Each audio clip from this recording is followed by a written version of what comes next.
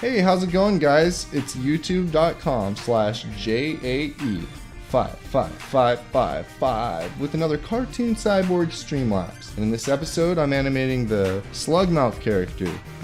He's a real cool character to animate because he's just got a lot of different moving objects on his body, and they're all moving at different times. So I started out just by having him standing in one spot and drawing a very subtle change with the legs and with the mouth, and having kind of a more extreme change with the eyes. And what I wanted to do was have the top of the head, the little ripples, just to keep rippling over to the left as he was standing there, to add a little flavor to just his subtle still motion, the corners of his mouth dropping, his knees going inward. And as I'm in between it, I'm playing with the eyes and trying to make one eye move faster than the other. And the way I'm doing that is by just drawing one eye further away from the other eye, and one of the eyes is just still at some points.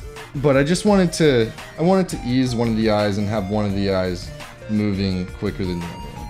So that's how I did that. Those are my puppies.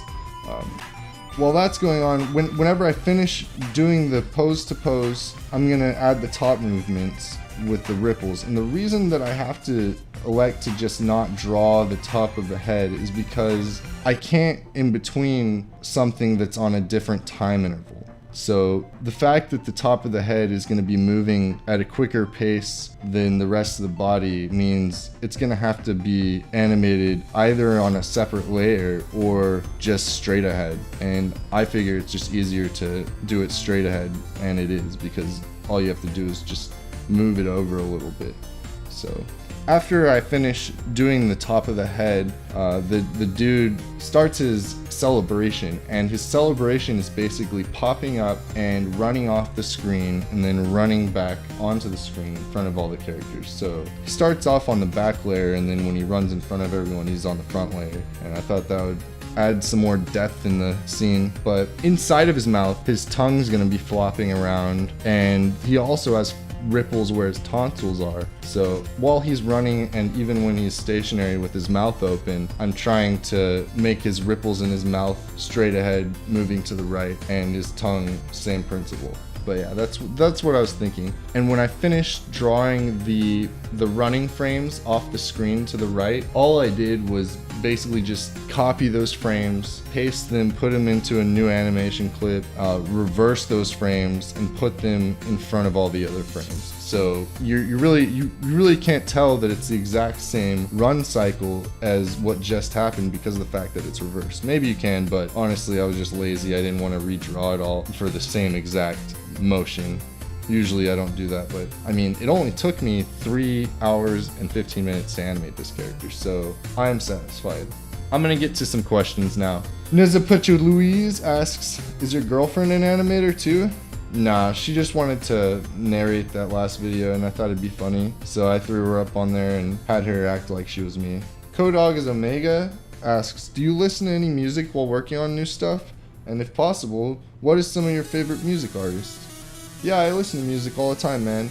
I like listening to the Gorillaz, the Pixies, Mac DeMarco's a new band that I just found, Grizzly Bear, Panda Bear, fucking Octopus Project, Black Moth Super Rainbow. There's tons of bands that I enjoyed listening to. Sir Ducty asks, can you tell us some of the process you go through with your line work? For example, what smoothing and brush size and zoom do you use when you draw your line? Well, the smoothing I use, which I'm starting to find is a real problem, is 15. It really gives me these kind of rough looking lines, but makes them look more hand-drawn in my opinion. The problem with that is that it's just a data catastrophe, and it makes your file size horrendously large.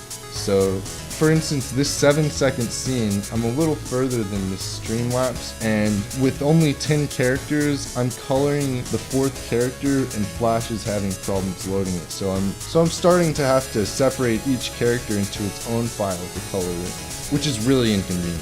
As for brush size, I usually use either the second smallest or the third smallest. And I try to zoom in to just about the size that my character is, because I don't like drawing things that are too zoomed in, because I can't get the right shapes and stuff. It's just too difficult for me to draw zoomed in. I need to start big and go smaller.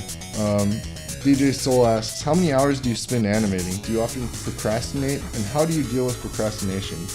I try to spend around 3 hours every time I animate, because I get into like the zone when I start animating, and that happens at like after the first hour. I procrastinate all the time. There's just too much stuff to do. But the way I deal with not procrastinating is just by looking at myself and thinking, shit, the fuck?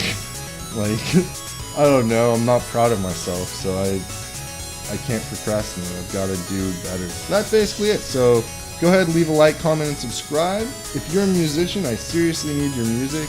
I am out of music, so send me your music at jaeee@gmail.com, and dickbutt.